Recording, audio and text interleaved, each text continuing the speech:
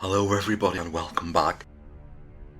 And we begin for the third time in this octagonal room where all roads seem to lead to.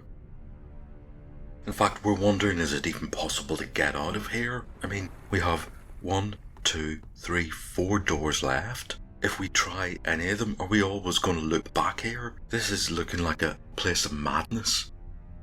Just to let you know, Liz is on the verge of leveling up, which means she will hit level 5. That's quite remarkable. It may happen at the end of this turn.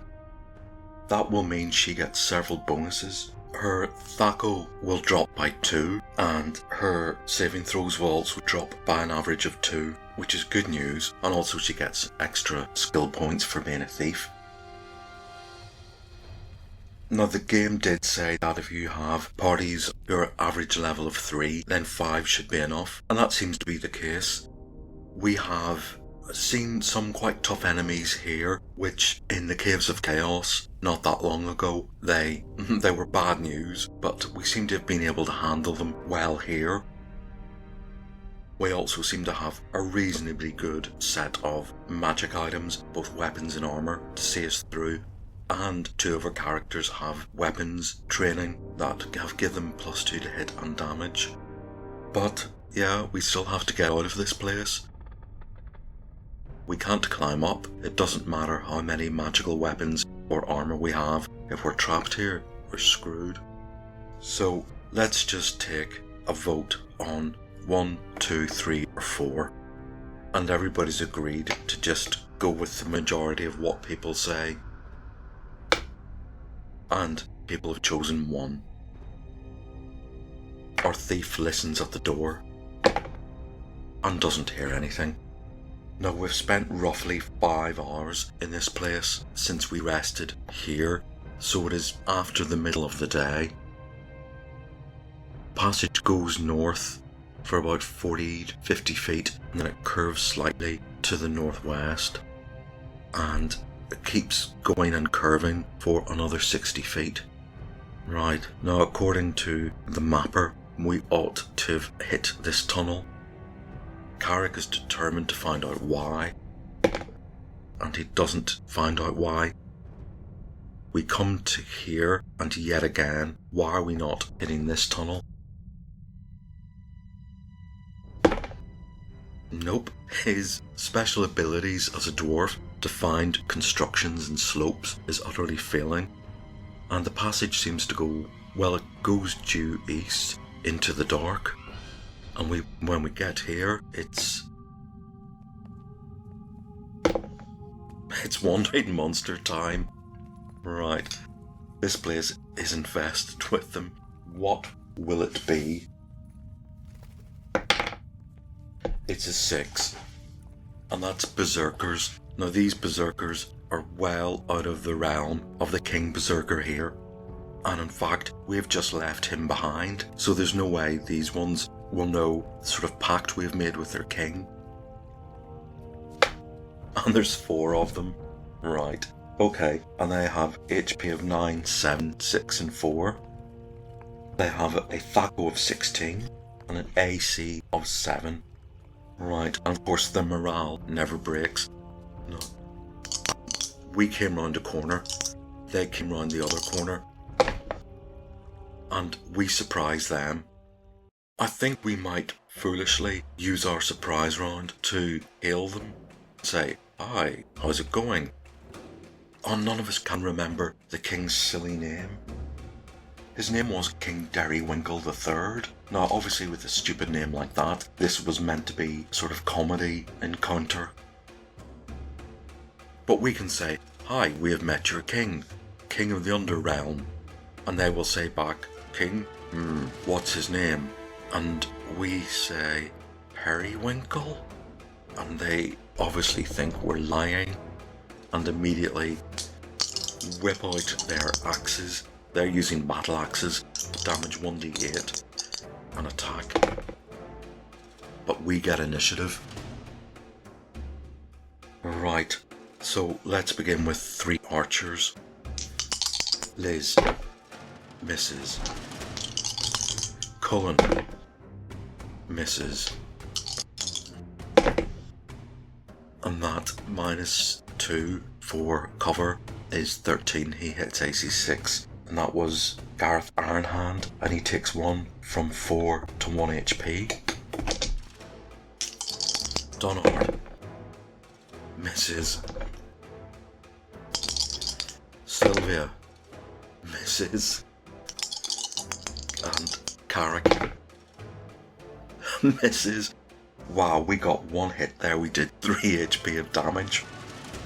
Right, so that was, not only did we waste a surprise round trying to negotiate, but we also clearly wasted our initiative.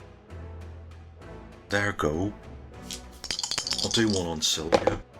She's frontlining. That one misses. I'll do 1 on Donard. And that one misses. I'll do 1 on Carrick. And that one misses. And I'll do another on Carrick. And that one hits AC -2 and does 3 damage. Carrick is down to 19. Round 2. And it's mutual. I'll do that all again for them. The one on Sylvia hits and does 6 damage. She's down to 5. The one on Donard misses. And then 2 on Carrick. It's another 2 HP. He's at 17. And that misses. Wandering monsters are meant to keep you on your toes. You're not meant to lose toes. Right, Argo. Liz. +1 misses. Cullen misses. Gareth hits, kills the one that's on Sylvia. Whew. She's down to 5 HP. Donard has 1 on him, and he easily hits and kills it. So there's 2 left. They're both on Carrick. 1 has 9 HP, 1 has 7. And he misses. Carrick misses. And Sylvia hits and does 7 damage. Sweet. And that kills 1 of them. There's 1 left. Right. And that's round 3. And it gets initiative. These things never give up. It's taken 6 HP off Carrick. And it takes another 4. Right. He's down to 13. Okay, all arrows are on it. Liz misses. Cullen misses. Gareth misses. These are bad misses. Donard misses. Sylvia misses. Carrick hits. Look at, oh, don't you love when both dice are max and kills it? So that's 4 dead berserkers. Oh, grim. Now there is a staff of healing that can be used on Carrick. Okay, he is up to 17 HP. I think Donard is also gonna cast a Cure Light Wounds on him. He could be up to 25. Excellent, he is up to 24. Right, so we're here, and after that fight, we're gonna get our breath back. Right.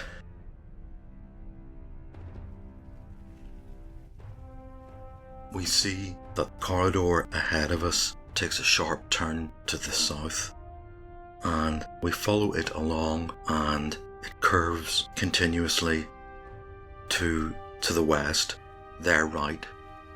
After about 80 feet, it suddenly does a sharp turn to the right, back up north, and it continues on for, well, another 60 feet, and it doesn't end in a dead end. This is winding our dwarf up like nobody's business. No, and he still can't figure out why. Remember, Carrick's specialisation was fine and beautiful things, not necessarily construction. So it continues curving sharply to the right. By this time, they don't know if they're going north, south, east or west. They just know it goes all the way to the right and round this tight corner. Are we met with anything on this tight corner? And we are. This seems to be the door of wandering monsters. What could it be? And it's berserkers again. How many this time? 1. Alright. Now this is, we went round a tight corner. We could have surprised each other. And it's mutual surprise. I think this guy was trying to catch up with his friends there. Maybe he was delayed for a reason. In fact, there might be a wet patch of wall where he spent a few minutes relieving himself. And then he's running around here to catch up with his friends. And he runs into us. These people were told attack on sight. In fact, everything we're told attacks on sight. So let's see who has initiative. And again, that's mutual. So I'll do him. He has 9 HP. And he's on Carrick. And he misses. Right. I think we'll just do 3 frontliners. There's been so much surprise. And this corner is too tight for archery. So Donard misses. Sylvia hits, and she has a sword +1, so that is enough not only to hit, but to kill him outright. I think she is doing better with the sword than with the bow. After that fight, we know we haven't been here, but we're a bit disorientated as the passage continues to the straight on for a bit and takes a left turn. Well, for whoever is doing the mapping knows this is southward, but it doesn't take long before it curls all the way round to the right again, and another sharp turn to the right for about another 60 feet. Now I'm going to test for Carrick here, and finally he understands that these passages are sloping over and under each other. We could have worked that out, but I think we've just resigned ourselves to the fact that we just have to follow these. Now this curls all the way around to the right in quite a tight loop. Have we met anything around this corner? Oh, and we don't. And it continues to curl tightly around to the right for another 60 feet possibly. And Carrick's judgment, well, if he had judged wisely, he could have seen that we're deep underground, that this tunnel has been sloping gently downward the whole way to the point where we're actually under all of these tunnels. And then eventually it goes straight due south for a bit, for about 60 feet, and then curves gradually to the right again, heading westish. And by the time we get here, we're okay.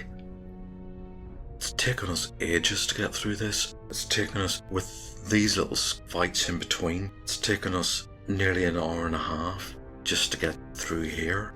And we see the tunnel curving round to the north, again to the right. Everything seems to be veering right. And up ahead we see a door, and it would be expected that Liz would listen at this door, but we've recognised these doors, so she just throws it open, and lo and behold, we're back into the same room again. Oh boy, this is maddening. We've got 2 choices left. We've got a door to the south we haven't opened. We have a door to the west that we've looked through and seen that it is, well, more of the same. Okay, I think we're gonna take a break in the middle of the day. Well, it's certainly afternoon, early afternoon, late morning. We're gonna stop for a bit. Yeah, it's been 8 hours since we rested here. Okay, and quite frankly, we're getting a bit sick of seeing this room and these doors. But nonetheless, after we have eaten, we can decide where to go next, either west or south. Right, let's take a vote. East 1 to 3, south 4 to 6.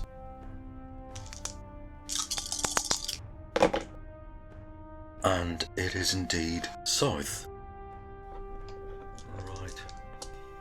So we open the southern door, and immediately the corridor starts to curve to the southwest.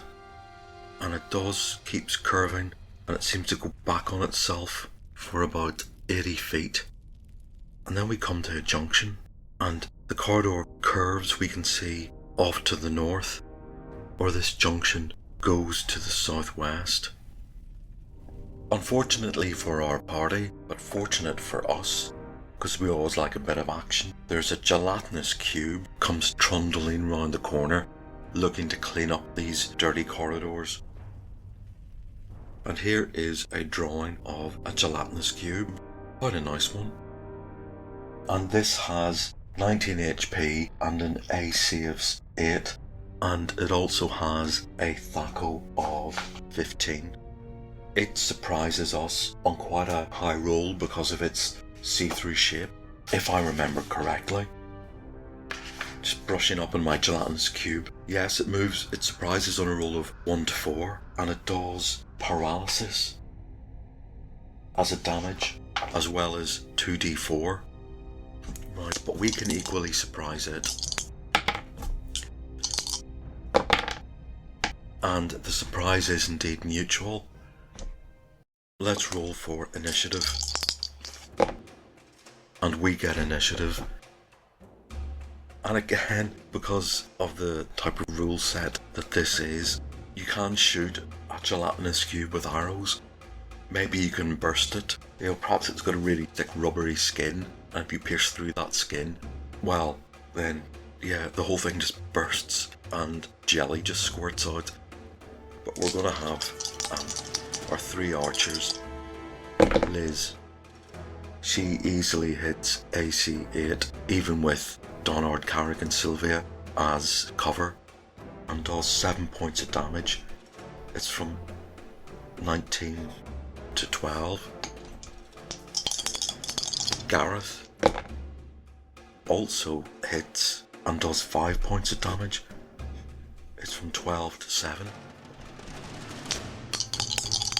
And Cullen, who has a habit of shooting people in the back of the head,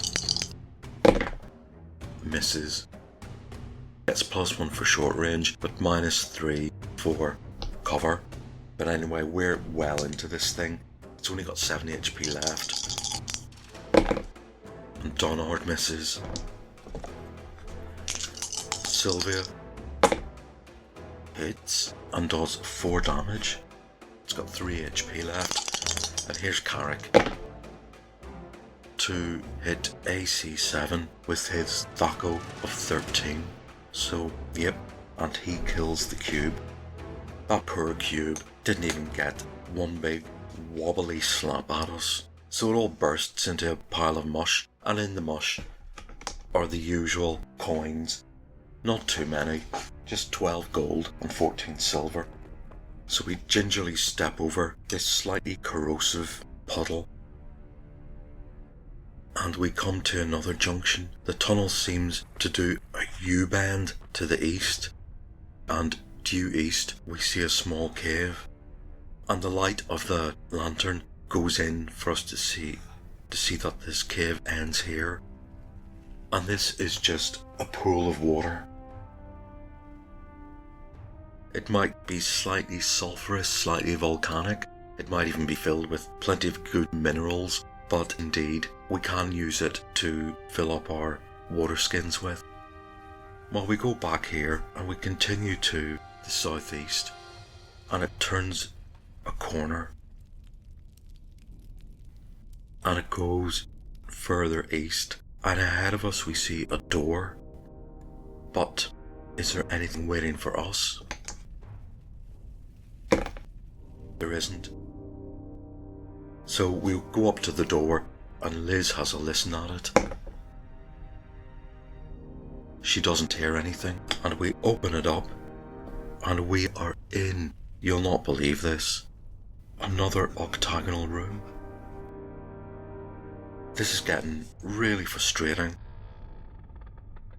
We're always told right in the early beginning of the rulebook that doors will close behind you of their own volition.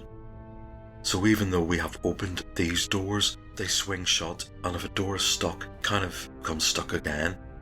This is why you carry a mallet with iron spikes, so you can mallet doors open. We haven't been doing that. So this room, to all intents and purposes, looks exactly the same as this room. All these doors shut. What do we do next? Is this another massive maze that we're going to be trapped in? Well, I think many of us feel like throwing down our weapons and just sitting where we're standing and saying, "Oh, to hell with this." But we've got the soldier on. Okay, let's roll an 8-sided dice to see which door we choose. This is door 7. 1, 2, 3, 4, 5, 6, 7, or 8. And if it's door 7, I roll again. So with nothing better to do, we pick a door at random.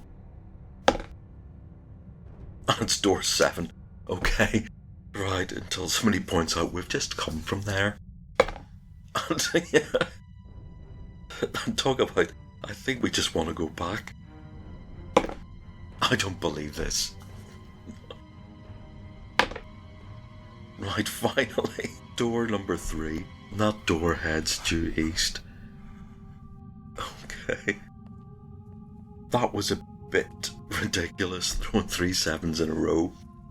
Right, and it goes due east, and it sort of does a little twist, but continues eastward for about 70 feet before it turns to the north. And we have another junction in front of us. We can see the tunnel goes east-northeast, and we can also see it opens up into a wider area here. Because we have a lantern, whoever or whatever is in this cave will see us just as easily as we can see them. Right, I'm gonna have to pause for a minute and organise this. Right, the reason I took a break before we entered this cave is because we've got 3 new things happening that we haven't encountered before. We've got a steam vent here, which has a 10% chance of gushing out steam and engulfing the cavern, damaging anybody who's close to it. We also have 2 new monsters. Sitting by the steam vent enjoying the heat is a lava lizard, and swarming around it are steam weevils. And both of these are new monsters. It's a lava lizard and a steam weevil is part of an insect swarm, yet again something new that we haven't experienced before. It says here to see insect swarms in the monster section of the basic rules book. Right, now that may have existed in the BX system, but if you want to look at insect swarms, then you have to go to the expert rule set for insect swarms. So, what happens when we come in here? Well, we have the usual team formation, and the lava lizard, we're told, is quite content to sit and enjoy the heat and ignore us unless we get too close. Now, we have no interest in getting too close, largely because the steam weevils see us, and for some reason, it's not explained in their nature, they come and swarm. Well, maybe they do need fed, they do enjoy the heat, but I suppose at some point they need protein. And I'll do the usual 2 dice roll to see whether they attack Carrick or Donard. And it's Carrick who rolls the lowest. Right. A person caught in the midst of a steam weevil swarm takes 4 points of damage from the burns if the swarm is at full strength. Well, this one seems to be reasonably full, so that's 4 points of damage per turn. We can swat these insects away, but water also damages them. We are unlikely to know that, and the only water we have is in water skins, but according to the rulebook you can hit insect swarms with weapons. Any victim may swat at the insects. A weapon or torch must be used. Attempts to swat with hands or arms have no effects. Well, I think we're going to have to swat these things. Carrick and Donard have come to here, and just as soon as we see this strange lizard, these little flying lights, they look like glow bugs, come zipping towards Carrick and swarm around him and burn him. They do 4 points of damage per round, which is severe. For some reason, Carrick is only going to take half of that, because he is wearing a ring of fire resistance, as is Donard, by the way. And we have no good reason to understand how much damage Steam Weevils should do.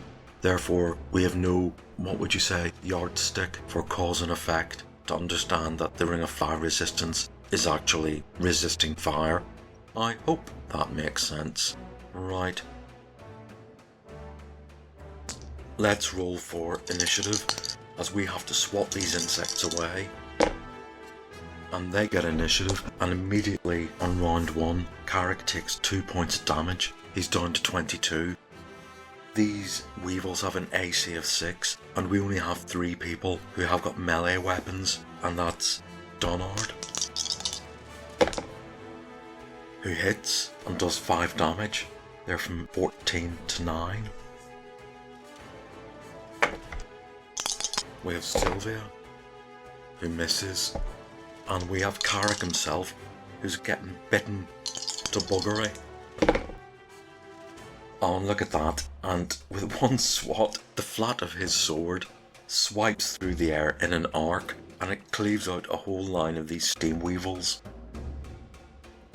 I'm going to make 2 more rolls. I'm going to roll for the 10% to see if the steam vent bursts into steam. And it does. That's a 3. Right.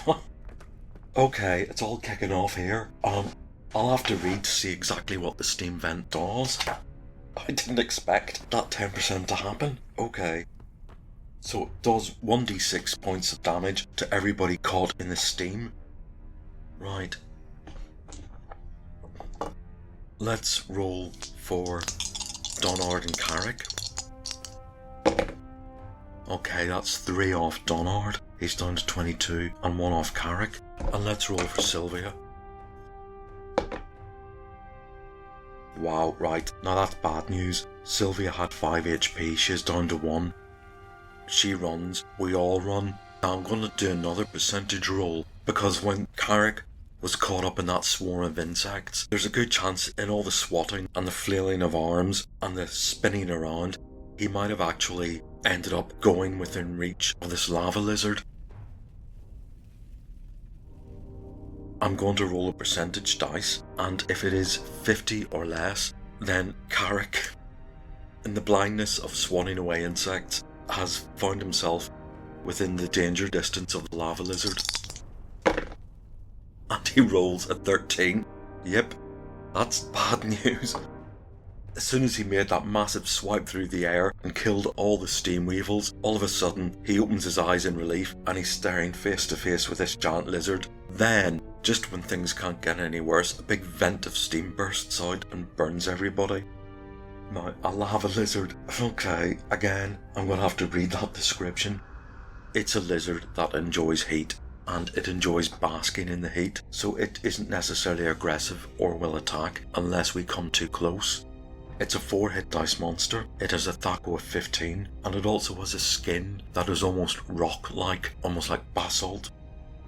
And so it has an armor class of 3. It does 1d6 damage plus 1d6 fire damage if the victim makes a save, a fail versus Dragon's Breath. And also Carrick is wearing a ring of fire resistance, which will help. So, now the steam is cleared, all of a sudden his face and the face of this lava lizard are up against each other. Who has initiative? He does. Right, he's going to retreat. For a start, we all need to get out of there. We need to get away from the steam vent. Carrick is going to use his round to get away from the steam and from this lizard. Sylvia is definitely going to retreat. She's on 1 HP. And everybody else gets their bows out. Donard is going to, quote, hold the line. So let's see if in all of the steam our archers can hit this rather tough looking lizard. I'm going to apply a -2 THAC0. Carrick is not in the way, but the steam is obscuring this creature. And Liz misses. Cullen misses. And Gareth Ironhand, I think maybe we're seeing some dwarf on dwarf loyalty there. Throws 2 max dice. This lizard is from 16 to 10. Right. Donard is not going to enter into the boiling steam. He retreats as well. So it's the lizard's attack. And it badly misses Carrick. I think maybe it's just been woken up from its lovely steam bath there. So it's round 2. But it ain't happy. And it gets initiative. Now we're well out of the steam and we've backed off into what I call our formation. Sylvia is going to take out her longbow. Now we have the -2 Thaco because our 2 frontliners are in the way. So it's 4 archers. Liz misses.